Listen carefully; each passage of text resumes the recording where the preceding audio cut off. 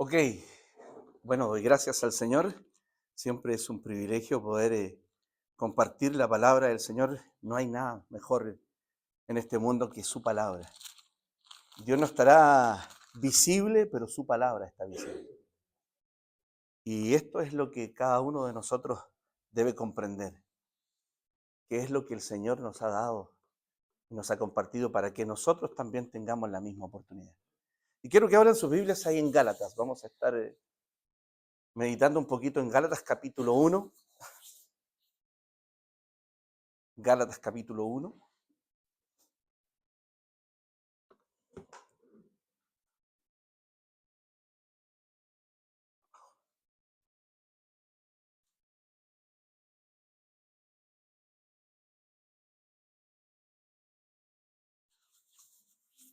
Dice así la palabra del Señor ahí en Gálatas capítulo 1, son los primeros 5 versículos, pero con énfasis en 2. Pablo, apóstol, no de hombres ni por hombres, sino por Jesucristo y por Dios el Padre, que lo resucitó de los muertos. Y todos los hermanos que están conmigo a las iglesias de Galacia, gracia y paz sean a vosotros de Dios el Padre y de nuestro Señor Jesucristo, el cual se dio a sí mismo por nuestros pecados para librarnos del presente siglo malo, conforme a la voluntad de nuestro Dios y Padre, a quien sea la gloria por los siglos de los siglos. Amén. Incline su rostro, por favor.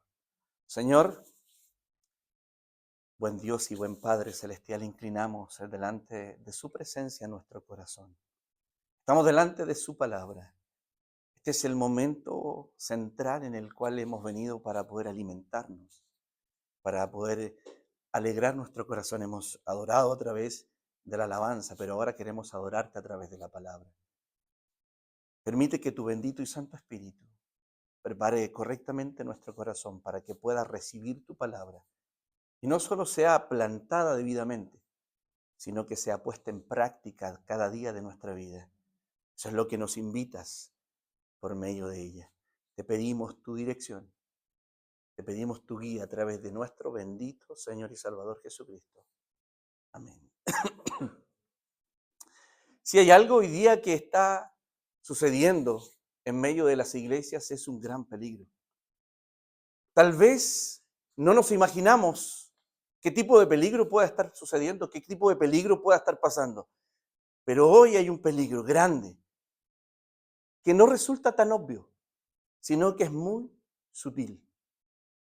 Y es una falsa doctrina que se ha metido, no solo hoy, sino que viene desde hace mucho atrás. Por eso la Biblia nos advierte de manera muy clara, muy simple. Y quiero partir con esa premisa hoy día, para que no se nos olvide. La advertencia de Dios a cada creyente no solo incluye defender la proclamación pura y clara del Evangelio de la gracia que se nos ha sido dado, sino que además la lucha contra cualquier enseñanza errónea que intente desviar a los creyentes de esta misma verdad. Es decir, tenemos un enorme desafío, un gran llamado para defender no solo la palabra de Dios, sino también cualquier errónea enseñanza que quiera infiltrarse dentro de la iglesia de Cristo.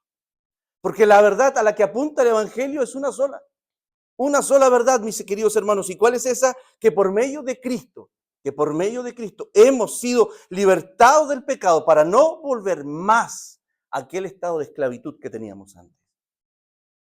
No volver más. Por eso la Escritura nos exhorta, nos anima a permanecer firmes y rechazar cualquier otra buena nueva que no sea la que Dios nos ha dejado por medio de su palabra. No hay más que eso. ¿Por qué? Porque sobre este principio normativo que Dios ha establecido en la Escritura, tú y yo debemos de levantar todo el edificio de nuestra predicación, todo el edificio de nuestra teología, todo el edificio de nuestra enseñanza, sin olvidar, esa premisa que nos enseña en 1 Corintios capítulo 15, versículo 3 y 4, que Cristo murió conforme a las Escrituras, que fue sepultado y resucitó conforme a las Escrituras. Esa es la esencia del Evangelio. ¿O me equivoco? Eso es lo que la Biblia proclama y desarrolla. Este es el mensaje que se les encomendó inicialmente a los apóstoles poder establecer. Ese fue el mensaje, mis queridos hermanos. Y sobre ese mensaje, el fundamento de la iglesia quedó puesto. Eso nos enseña claramente Pedro ahí en Hechos capítulo 4, versículo 12, cuando nos dice, porque solo hay un nombre dado a los hombres en el cual podemos ser salvos. Y ese es Cristo. Cantábamos eso, el centro de nuestra vida. Cristo, Cristo. Entonces, fíjate, mi querido hermano, aquí está la importancia. Aquí está el rol tan importante que juega esta carta en el Nuevo Testamento. La carta que Pablo escribe a los Gálatas. ¿Por qué? Esta es la primera carta que se escribe a creyentes gentiles y no creyentes judíos. Santiago fue la primera carta, pero esa tiene un enfoque más judío-cristiano. Pero esta es la primera que va escrita dentro de todo el Nuevo Testamento. No había ningún otro libro ni carta escrita. Solo existía la Septuaginta, la versión griega del Antiguo Testamento en la cual se apoyaban los judíos y la cual extrayó nuestro Señor Jesucristo y todos los apóstoles. Pero antes de eso no había nada. Nada se había escrito. ¿Puedes comprender, mi querido hermano, lo imperativo de dejar en claro a través de esta primera carta que solo hay una verdad que Dios quiere que tú y yo proclamemos? No hay más que eso. Por eso esta primera carta es el bastión, mis queridos. Esta es la primera defensa que debe levantarse con todas las fuerzas para proteger esta única verdad. Y eso es lo que plantea Pablo. Ese es el desafío de él. ¿Por qué? Porque habían llegado informes de las iglesias que Pablo plantó en su primer viaje misionero, tremendamente preocupantes, horribles. Falsos cristianos que se habían infiltrado en la iglesia, estaban enseñando algo completamente distinto a lo que Pablo había enseñado.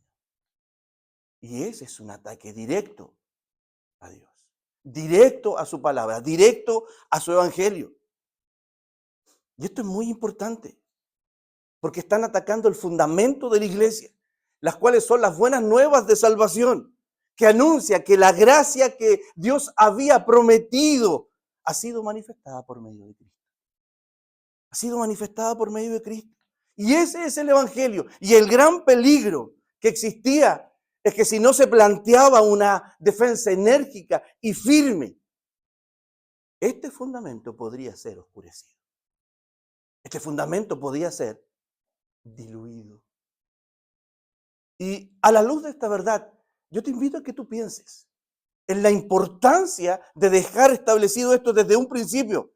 Porque si el fundamento establecido es socavado, ¿sobre qué base la iglesia será edificada? ¿Sobre qué base? Y si el rumbo a seguir es oscurecido, ¿hacia dónde van a estar caminando los creyentes? ¿Te imaginas un evangelio falso, diluido, oscurecido? ¿Qué tendríamos hoy día? Basta con que mires a tu alrededor y vas a observar toda la cantidad de denominaciones y falsas religiones que existen. ¿Te imaginas si esta verdad hubiese sido oscurecido? ¿Qué tendríamos hoy día? ¿Estaríamos caminando en la verdad? De ninguna manera. Tendríamos cualquier tipo de cosa. Y fíjate que esta es la apología que el apóstol Pablo está levantando con tanta fuerza. Y lo está haciendo como un río impetuoso a la carta de los Gálatas.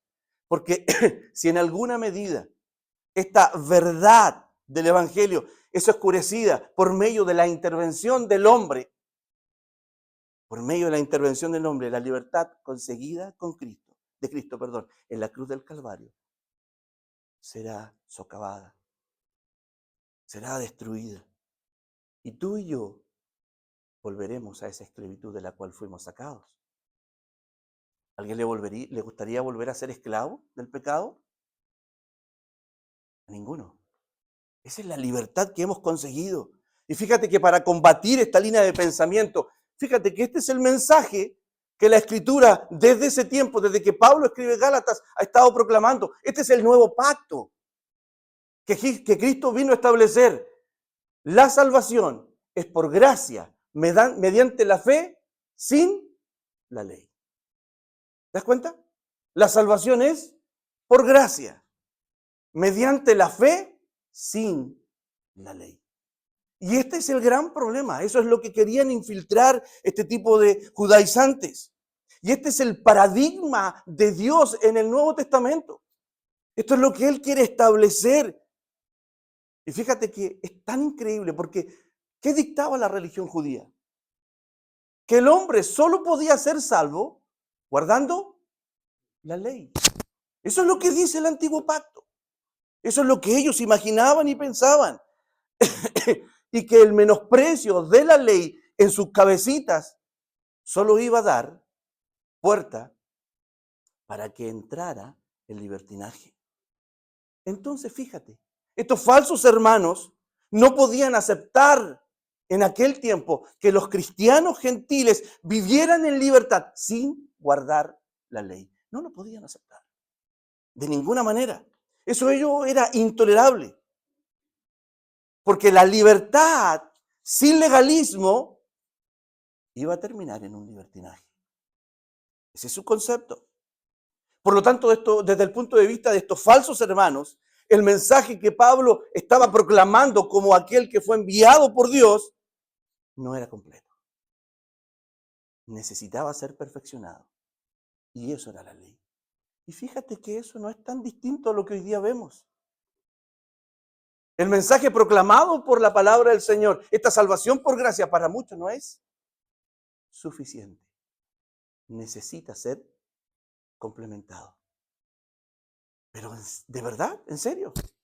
¿Crees tú que lo que Dios ha dado no es suficiente? Ese es el concepto humano. Ese es el punto legalista.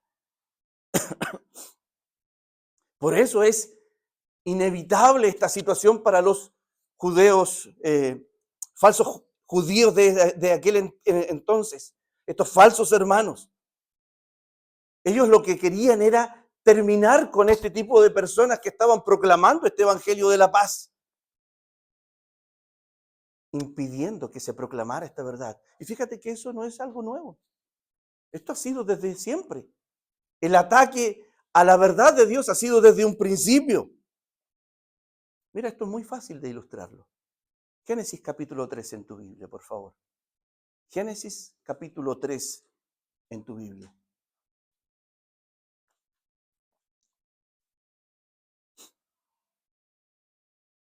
Mira lo que dice el versículo 1. Pero la serpiente, dice, era astuta, más que todos los animales del campo que Jehová Dios había hecho, la cual dijo a la mujer, esta es la pregunta clave de esta conversación, ¿con qué Dios os ha dicho? Mira lo que dice, no comáis de todo árbol del huerto. Mira, en esta simple pregunta, en esa simple pregunta está expuesta esta realidad.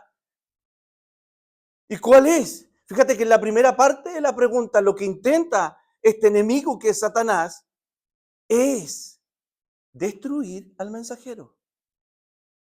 Para que no lo que tenga que decir se diluya. Para que no tenga el efecto principal. Está atacando a Dios en primer lugar. Está poniendo en duda lo que Dios dijo ahí un poquito más atrás en el capítulo 2, versículos 16 y 17.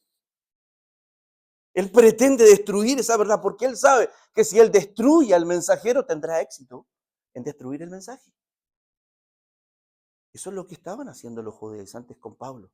Y te pregunto, al diablo, a Satanás, a la serpiente, hacer esa triquiñuela, ¿le resultó en el capítulo 3? Claro que sí, ¿o no? ¿Sembró la duda en el corazón de la mujer?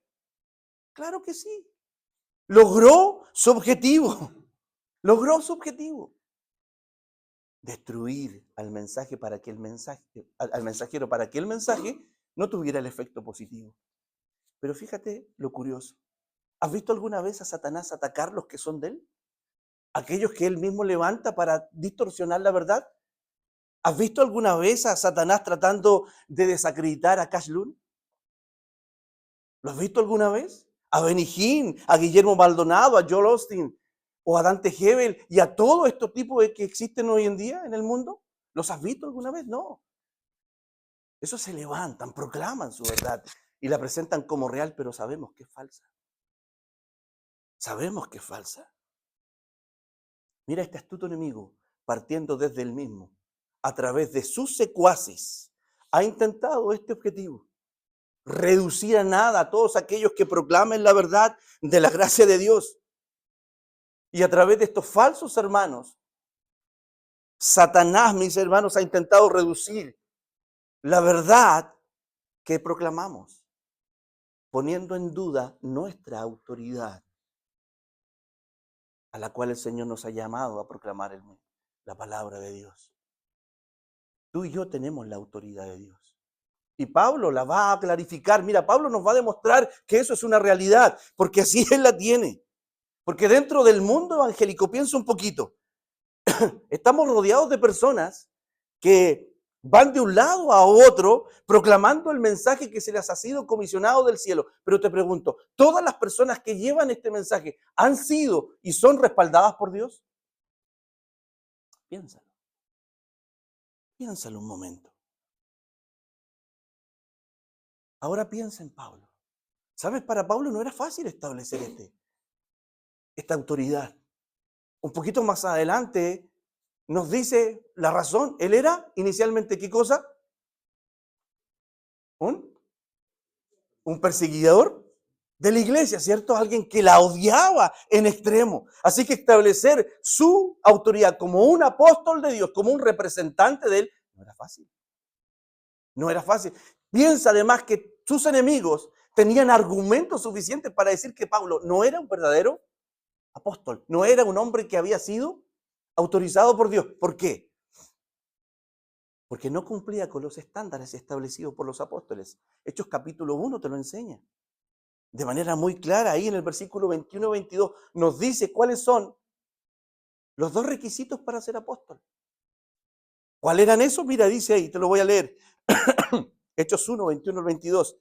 Es necesario, pues, que de estos hombres que han estado junto con nosotros todo el tiempo que el Señor Jesús entraba y salía entre nosotros, comenzando desde el bautismo de Juan hasta el día en que de entre nosotros fue recibido arriba, uno se ha hecho testigo con nosotros de su resurrección. Es decir, para poder ser un apóstol debía haber estado desde que Jesús comenzó su ministerio y haber visto resucitado. Desde esa perspectiva, Pablo no cumplía. Porque él no estuvo. Él no caminó, no anduvo. Por eso Pablo es tan categórico al decir y al defender su autoridad, que él no fue escogido como un representante de Dios igual que los demás apóstoles. No lo fue. Ni tampoco fue escogido por algún concilio. Ni tampoco lo fue por alguna institución, algún movimiento eclesiástico, jerárquico, episcopal, que vemos con tanta claridad hoy en día. Él no fue escogido por algún hombre en particular, lo dice el versículo 1. Pablo apóstol, y abre la pregunta, el paréntesis, no de hombres ni por hombre, ¿lo ves? Aquí no hay una decisión humana para que lo hayan escogido. No hay un llamado humano. Ni mucho menos fue voluntad humana que él fuera un apóstol, que tuviera esta autoridad. Él fue llamado por Dios. Pero fíjate lo curioso. ¿Qué vemos hoy día? Un sinnúmero de personas que se autoproclaman apóstoles, profetas, obispos, presbíteros, hasta papas. ¿Y cuáles de ellos, sinceramente y honestamente, mis queridos hermanos, nosotros nos preguntamos, ¿con la autoridad de quién se proclaman? ¿Con la autoridad de quién? ¿De Dios? ¿Será así? En ninguna manera, ¿cierto? En ninguna manera. Porque un verdadero representante de Dios estará respaldado por Él. ¿Sabes por qué? Porque vive a la luz del mensaje que proclama. vive la luz del mensaje que proclama. Déjame preguntarte, ¿vives tú la luz del mensaje que proclamas? ¿Vives a la luz de este mensaje que debes proclamar? Piénsalo, medítalo, reflexiónalo. Por eso Pablo afirma con total seguridad que su autoridad no la recibió de cualquiera, la recibió, fíjate lo que dice, de Jesucristo y del Padre. De Él lo recibió, desde arriba, desde el cielo. Pablo era un apóstol, sin duda, un don dado por Dios a la iglesia, que ya no está vigente. Y para dejar claro que él no fue escogido mediante intervención humana, donde algún hombre en alguna medida hubiese mediado por él para que fuera autorizado, él lo dice ahí, como te dije anteriormente. Por Jesucristo y por Dios el Padre. Y nadie puede decir lo contrario en ninguna manera. Porque aunque Pablo no caminó con Jesús el tiempo que él estuvo aquí en la tierra, ni tampoco estuvo con los apóstoles ministrando después que él resucitó, ¿sabes cuál es la garantía de que Pablo era un verdadero apóstol? Él vio al Cristo resucitado. Qué bendito privilegio.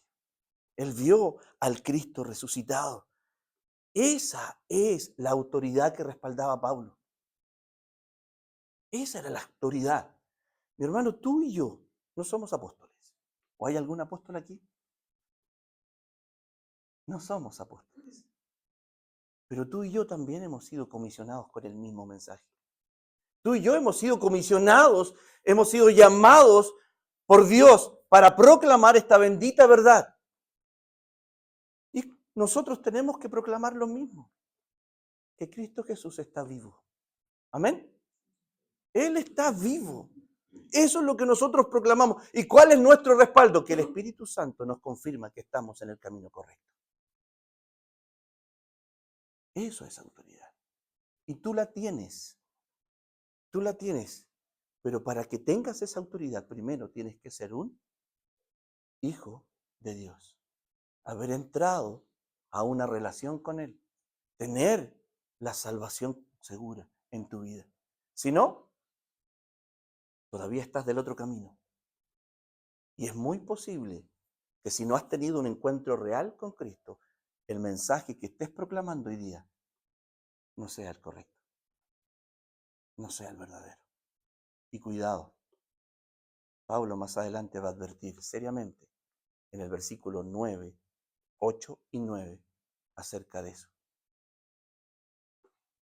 Pero no solo tienes la autoridad de proclamar el mensaje correcto, sino que tienes la autoridad de proclamar la única verdad que existe. La única verdad. Y mi querido hermano, la secuencia siempre va a ser lógica.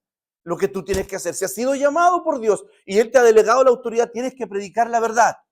Pero también es cierto que este enemigo va a querer destruirte. ¿Para qué? Para que el mensaje que vas a dar no sea el correcto. Piénsalo.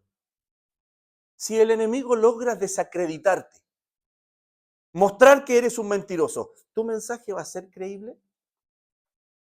De ninguna manera. ¿Te das cuenta? Eso te invita de una forma a vivir en la luz que tienes que proclamar.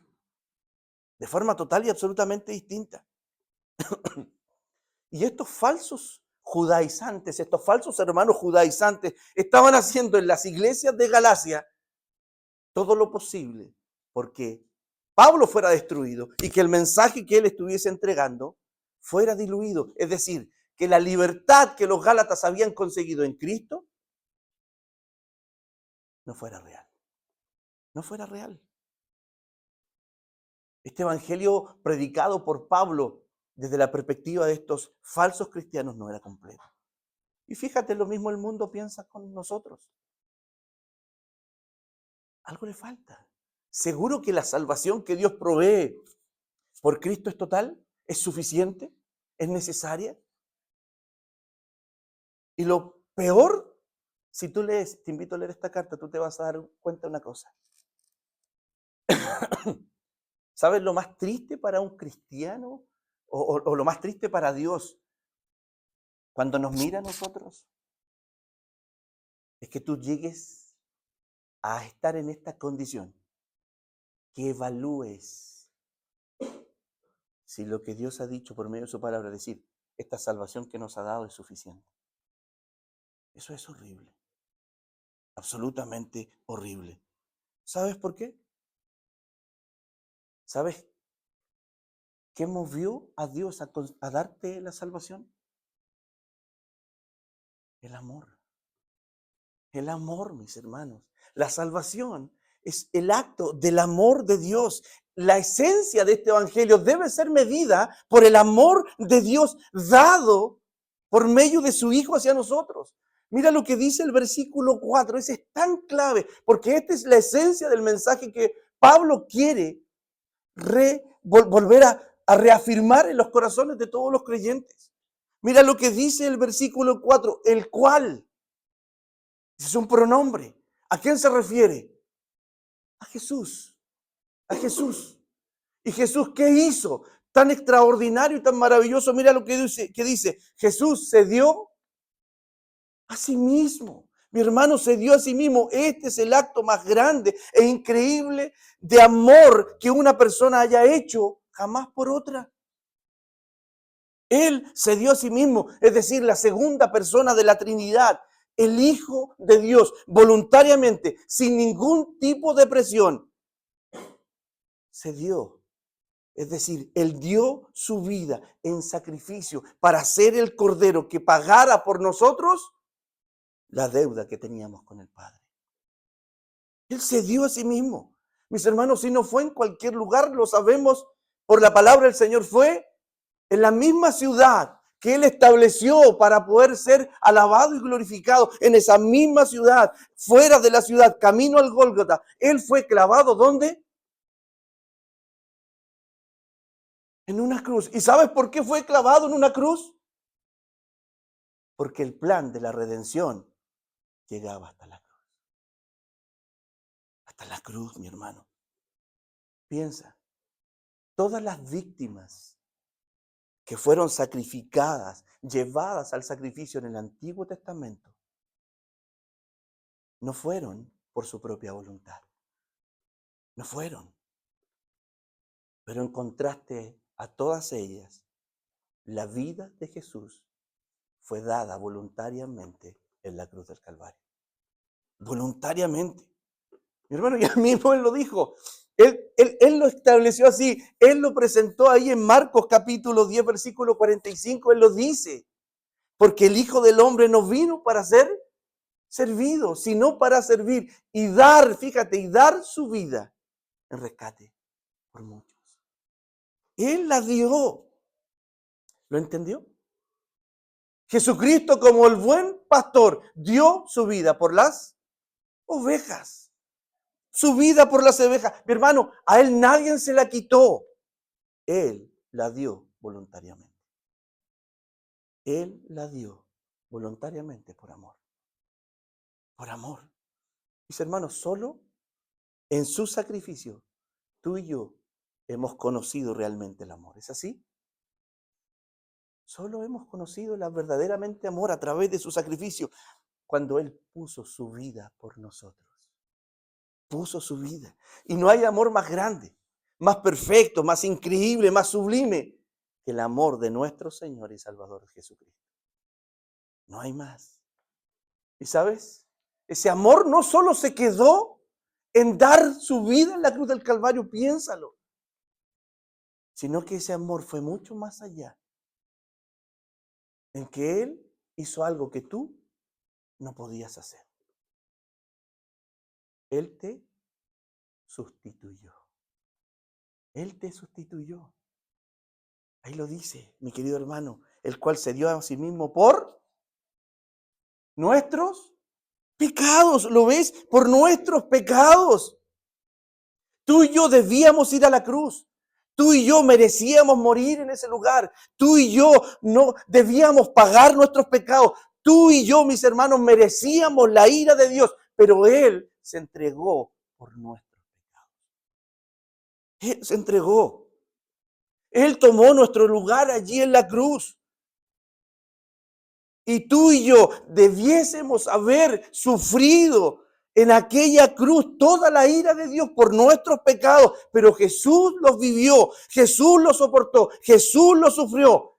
Y lo hizo por amor hacia nosotros.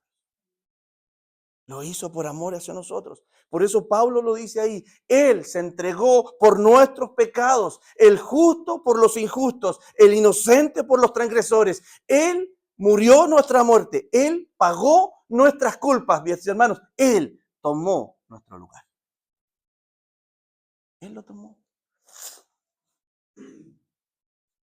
¿Y para qué nos sustituyó? ¿Para qué? ¿Para qué tomó nuestro lugar? Versículo 4 lo dice. ¿Qué dice ahí? ¿Para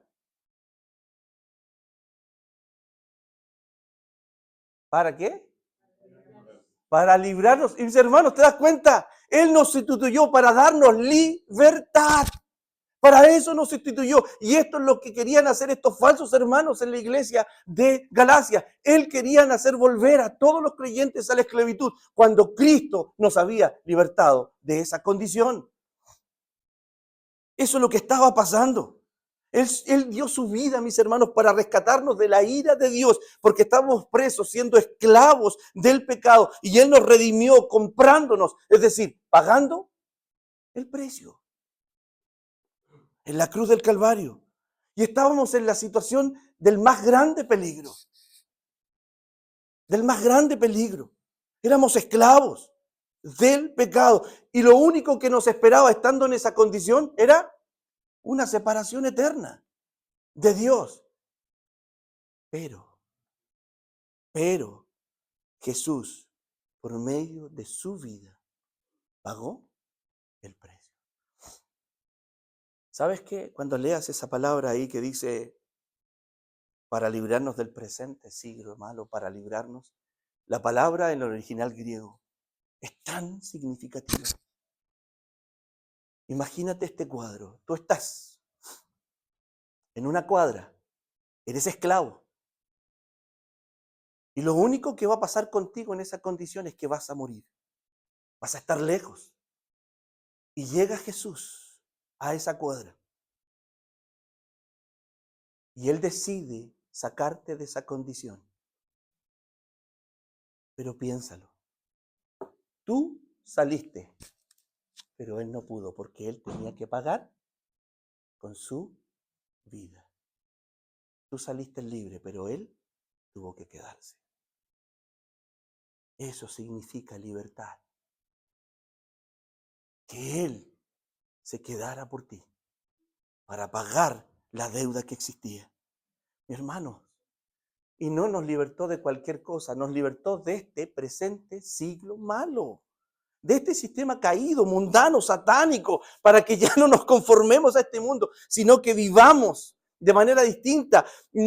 Vivamos, mis hermanos, no siendo esclavos del pecado, sino como libres, que ya hemos sido rescatados y sacados de esta condición.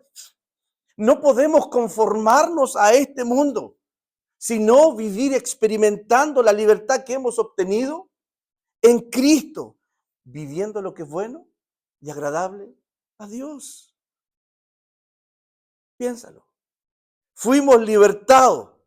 Según Efesios capítulo 2, versículo 10, somos ahora hechura suya, creados en Cristo Jesús para buenas obras, las cuales Dios preparó de antemano para que tú y yo anduviéramos en ella. Eso nos dice su palabra. Para eso nos libertó, pero no solo para vivir aquí conforme a su voluntad, sino que también para que entendiéramos que no pertenecemos aquí.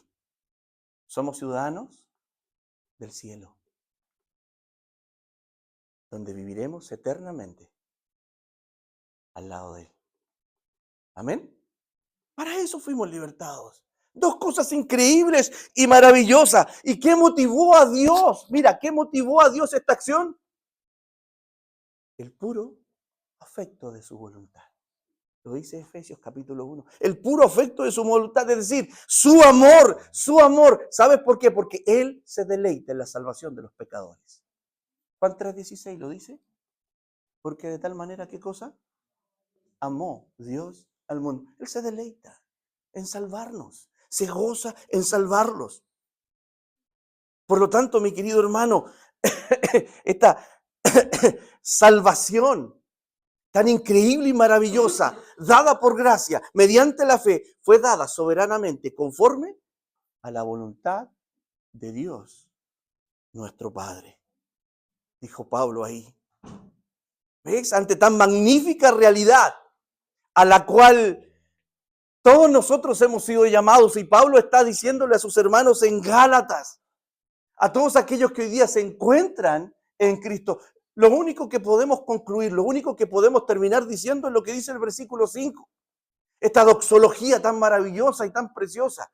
A Él, a quien sea la gloria por los siglos de los siglos, amén. A quien al Padre que ha provisto esta salvación mediante el Hijo, hecha realidad en nuestra vida por el Espíritu Santo.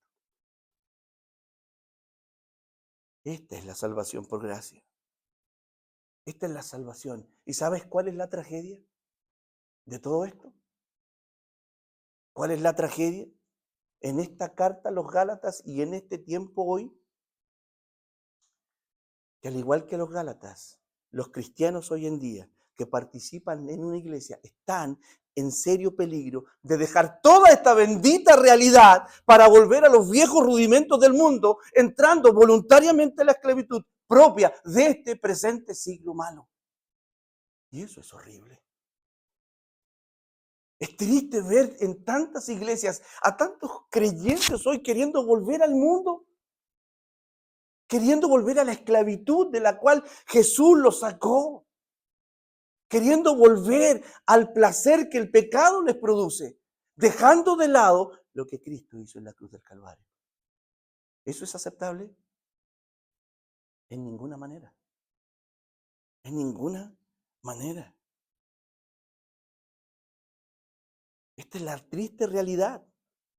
Están olvidando por completo que esta salvación por gracia, mediante la fe, fue dada soberanamente, como Pablo nos dice, conforme a la voluntad de nuestro Dios y Padre. Fue una decisión de Dios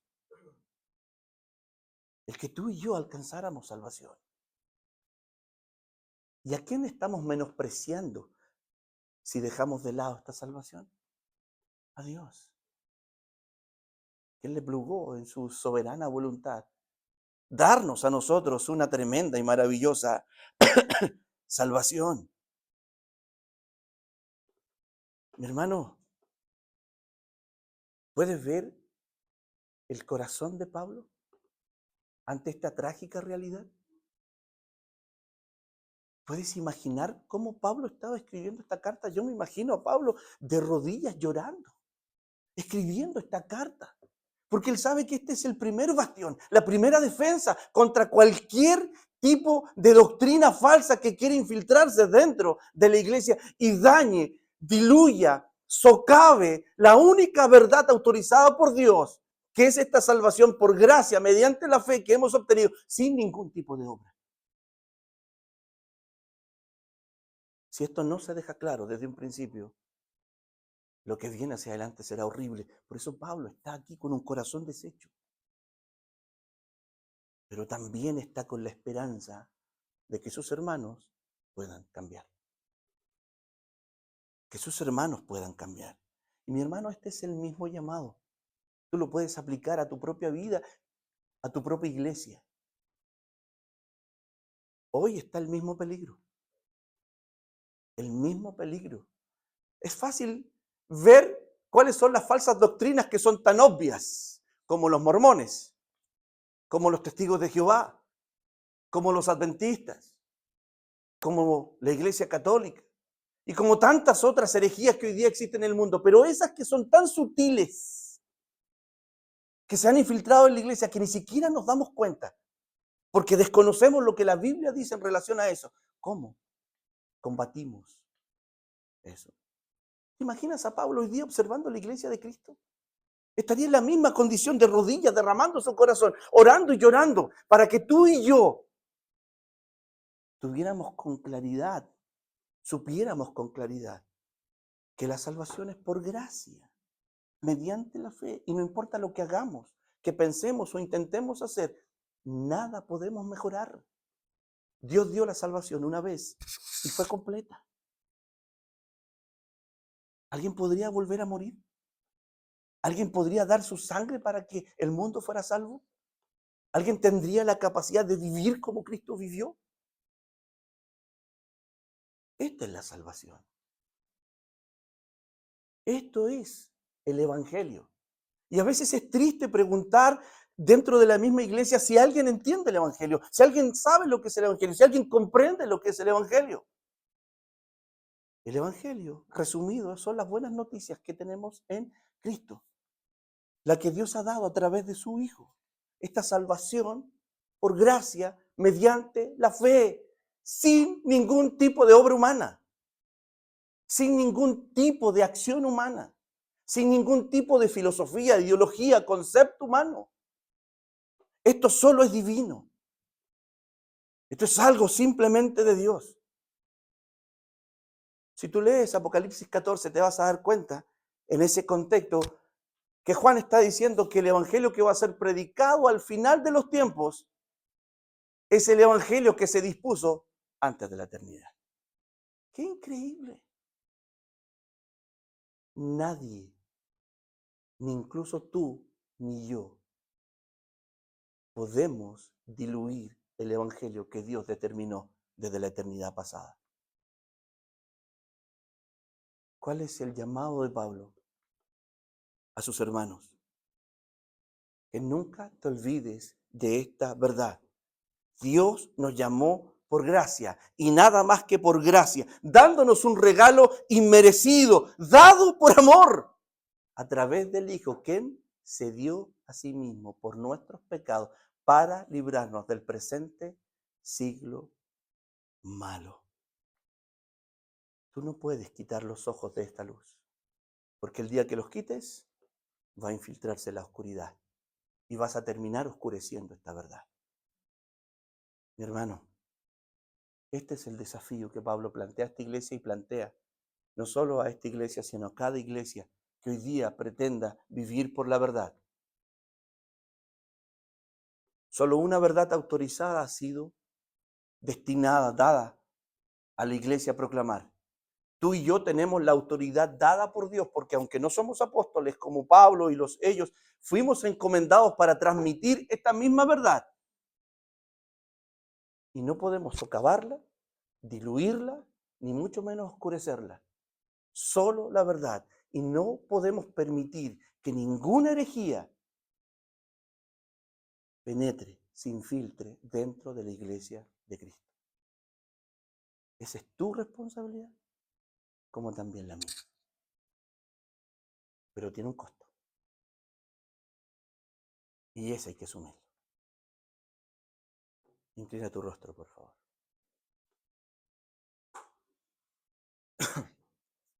Padre, entendemos por medio de su palabra